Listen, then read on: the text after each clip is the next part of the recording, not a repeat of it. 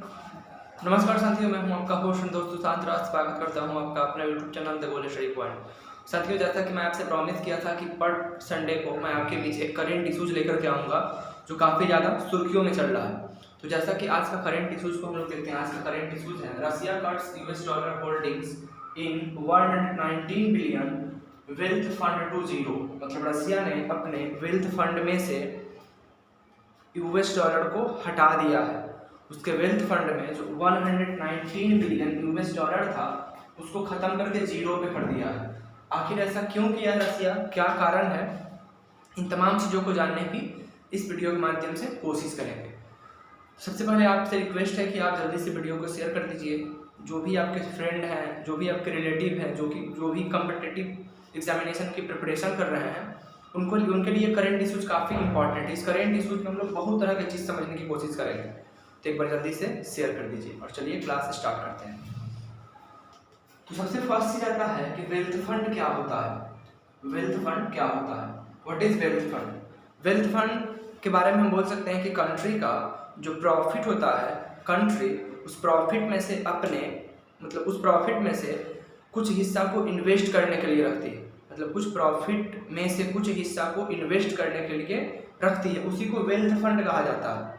उसी को wealth fund कहा जाता है। इस तरह से समझिए, जैसे मान लीजिए कोई पर्सन है, उस पर्सन का इनकम सपोज कीजिए कि 20,000 है। उस पर्सन का इनकम 20,000 है और उसका एक्सपेंडिचर उसमें से वह 10,000 रुपया खर्च कर देता है और बाकी बच गया 10,000 रुपया। इस 10,000 में से कुछ पैसा को वह बैंक में रख लेगा और कुछ पैसा क्या करेगा, कुछ कुछ जगहों पे इन्वेस्ट कर देगा, कुछ कुछ जगहों पे वह इन्वेस्ट कर देगा। तो वही हो गया उसका वेल्थ फंड। वेल्थ फंड का मतलब हो गया कि मेरा जो प्रॉफिट बचा उस प्रॉफिट में से हम कुछ हिस्सा को अलग अलग चीज़ों में इन्वेस्ट करने के लिए रख लिए, वही हो गया वेल्थ फंड। तो रसिया का जो वेल्थ फंड था, रसिया अपने वेल्थ फंड में से यूएस डॉलर को रिमूव कर दिया। क्या कारण है तो जानने की कोशिश करते हैं। वेल्थ फंड अगर हम देखते हैं रसिया के वेल्थ फंड को, रसिया का वेल्थ फंड 2011 में रसिया का wealth fund 150 billion US dollar, मतलब कि रसिया का जो वेल्थ फंड था उस वेल्थ फंड में 2011 के वेल्थ फंड में यूएस डॉलर 150 बिलियन था। 2018 की जब हम बात करते हैं तो 2018 में इसके वेल्थ फंड में यूएस डॉलर मात्र 20 बिलियन बच गया और जब 2021 प्रेजेंट की जब हम बात कर रहे हैं तो ये जीरो पे आ गया है। कारण क्या है, तो कारण ये है कि जैसा कि आप लोगों को पता है कि जो भी इंटरनेशनल ऑर्गेनाइजेशन है पूरी तरह से उस पर अमेरिका का कब्जा है। अगर आप देखते हैं इस चीज़ को तो अमेरिका का कब्जा है। जैसे हाल ही फिलहाल में WHO को अमेरिका फंड देने से इनकार कर दिया। क्यों? क्योंकि अमेरिका बोला कि उसका ऐसा अमेरिका का मानना था जो कोरोना वायरस है, इस कोविड वायरस जो काफ़ी ज़्यादा हाहाकार मचा रहा है, काफ़ी ज़्यादा दहशत फैलाया हुआ है, उसका मानना था कि यह चाइना से लीक हुआ है। चाइना इसको प्रॉपर तरह से बनाया है इस वायरस को, और WHO को जांच करने के लिए बोला। WHO इस चीज़ से इनकार कर दिया। तो वो बोला, डोनाल्ड ट्रंप उस समय वहाँ के राष्ट्रपति थे, उन्होंने कहा कि देखो भाई WHO वालों, हम तुमको 1 रुपया फंड नहीं देने वाले हैं। आपके माइंड में आएगा कि अमेरिका का फंड ना देने से और देने से क्या बात है, क्या अमेरिका के फंड से ही सब चीज़ चल रहा है, पूरा इंटरनेशनल ऑर्गेनाइजेशन चल रहा है? बिल्कुल, अमेरिका के फंड से ही चल रहा है। जो भी इंटरनेशनल ऑर्गेनाइजेशन है, चाहे आप किसी भी IMF की बात कीजिए, WHO की बात कीजिए, यूनाइटेड नेशन की बात कीजिए, तो उसमें सबसे ज़्यादा शेयर, सबसे ज़्यादा पैसा फंड अमेरिका ही देता है। सबसे ज़्यादा फंड अमेरिका देता है।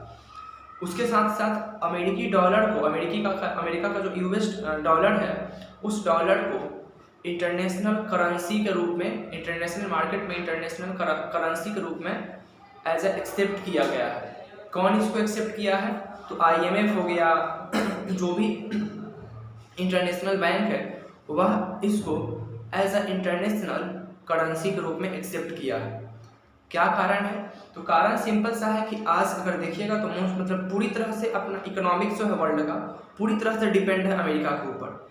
यही वजह है कि चाइना क्या किया, तो चाइना हमेशा इससे कंपटीशन करते रहता है। चाइना हमेशा इससे कंपटीशन करते रहता है, लेकिन इससे कुछ नतीजा नहीं निकलता है। कारण है कोई परिणाम ही नहीं निकलेगा।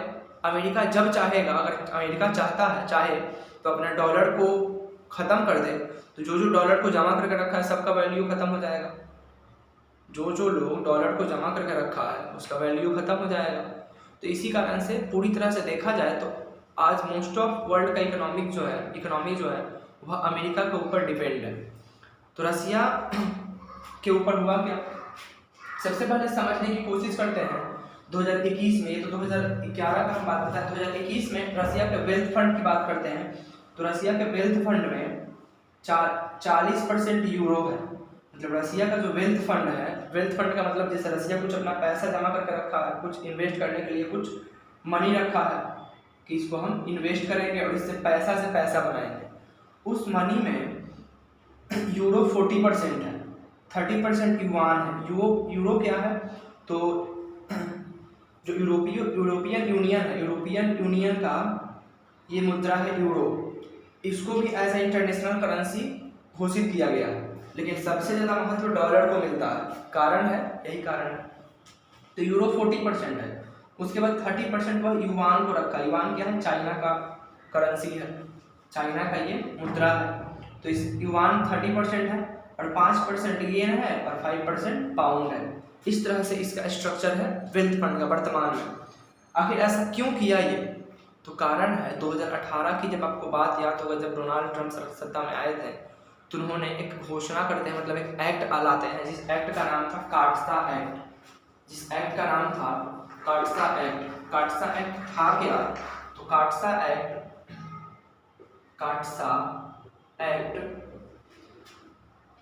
क्या था, तो काटसा एक्ट का मीन्स था काउंटरिंग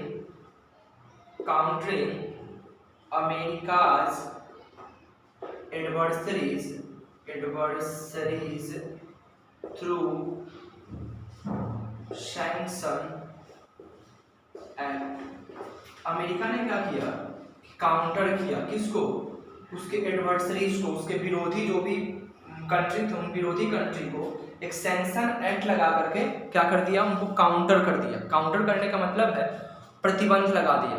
वह बोला कि देखो भाई, तीन देश कौन कौन सा था, तो एक था रसिया, दूसरा था ईरान और तीसरा था नॉर्थ कोरिया। इस तीन देश के ऊपर वह सैंक्शन लगा दिया, प्रतिबंध लगा दिया। वह बोला कि इन तीन देशों के साथ जो कंट्री व्यवहार करेगा, अमेरिका के साथ उसका रिलेशन खत्म।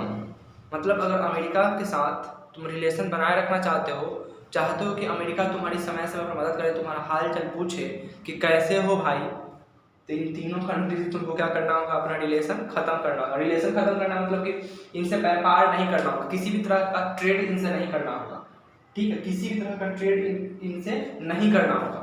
ये चीज़ अमेरिका 2018 में लाता है। जैसे ही 2018 में अमेरिका ये चीज़ लाया, तो व्लादिमीर पुतिन 2018 में जैसे ही अमेरिका लाया, तो आप ग्लोबल टाइम्स जो चाइना का न्यूज़पेपर है उसको 2018 वाला निकाल के देखिएगा, तो जिस दिन ये घोषणा करता है 2018 में, उसके 1-2 दिन बाद चाइना का न्यूज़पेपर जो कि जिसको ग्लोबल टाइम्स कहा जाता है, उसमें दिया हुआ था, सजेशन दिया हुआ था चाइना की तरफ से रसिया को, कि रसिया को चाहिए कि जो उसका वाइल्ड ट्रेड मतलब है, जो वाइल्ड ट्रेड मार्केट है जहाँ पर वह तेल का व्यापार करता है, उसमें से यूएस डॉलर को हटा देना चाहिए। सैंक्शन का मतलब क्या है कि तुम मेरे अब डॉलर का यूज़ नहीं कर सकते हो, मतलब तुम अब मेरे डॉलर को लेकर के व्यापार में, ऐसा नहीं व्यापार में, जैसे कहीं तुम बिजनेस करने जाते हो, कहीं पे तुम किसी चीज़ को खरीदने बेचने के लिए जा रहे हो, तुम मेरे पैसा का यूज़ करोगे तो हम सबको मना किए हैं, कोई नहीं लेगा। तो चाइना इसको सजेशन दिया कि काम करो, अमेरिका तुम्हारे ऊपर अपने मुद्रा का रोब दिखा रहा है, उसके मुद्रा को ही तुम हटा दो, तुम किसी दूसरे मुद्रा का यूज करो और लोगों से व्यापार करो, कंट्री से व्यापार करो। इसका व्यापार क्या है, ये तेल वगैरह और जो भी नेचुरल गैसेस होता है उन सब का ये व्यापार करता है। तो अभी चाइना इसको ये सजेशन दिया 2018 में, और उस सजेशन को धीरे धीरे करके, मतलब पूरी तरह से खत्म नहीं किया। 2018 में जैसे आपको मैं बताया कि 2018 में उसके पास जो वेल्थ फंड था, वेल्थ फंड में वो $20 बिलियन मात्र रखा था, क्या, यूएस का जो करेंसी था उसको। यहाँ से फिर खत्म करके फिर जीरो कर दिया। जीरो क्यों किया, वही कारण है कि अमेरिका हर किसी के ऊपर ध्वस्त दिखाना चाहता है, हर किसी के ऊपर अपना रौब दिखाना चाहता है। कि हम ही हैं, मतलब मेरे वजह से ही तुम हो। मतलब अमेरिका एक तरह से देखा जाए तो पूरा अच्छा इकोनॉमिक वाला कंट्री है, लेकिन उसके अंदर गुरूर है। किस चीज़ का? तो सारा कंट्री मेरे ऊपर ही डिपेंड है, अगर हम थोड़ा सा कुछ करेंगे तो सब कंट्री का इकोनॉमिक जो है इकोनॉमिक चरमरा जाएगा। यही वजह है कि रसिया ऐसा करने जा रहा है। जैसे ही रसिया ऐसा करने जा रहा है तो ये जो कौन लाया था, ये डोनाल्ड ट्रंप लाए थे। डोनाल्ड ट्रंप काफ़ी मतलब गुस्सा वाला आदमी थे, तो ऐसा करके लाए। अब क्या हुआ कि जो बिडेन, जैसे ही 2 दिन पहले का ये न्यूज़ है, तो जो बिडेन को जैसे ही ये पता चला, जो कि अमेरिका के वर्तमान में राष्ट्रपति हैं, उन्होंने मतलब व्लादिमीर पुतिन को कॉल किया, बोला कि पुतिन भाई साहब आपके साथ 16 जून को हम बैठक करने वाले हैं। 16 जून को आपके साथ हम बैठक करने वाले हैं। व्लादिमीर पुतिन, यही व्लादिमीर पुतिन जिस व्लादिमीर पुतिन से डोनाल्ड ट्रंप खफा थे, और खफा होकर के उन्होंने क्या किया, इसके ऊपर काटसा एक्ट लगा दिया। ठीक है, अब उसी व्लादिमीर पुतिन से 16 जून को फिर बात करने वाले हैं कौन? Joe Biden. क्यों? आखिर क्यों ऐसा करना चाहते हैं?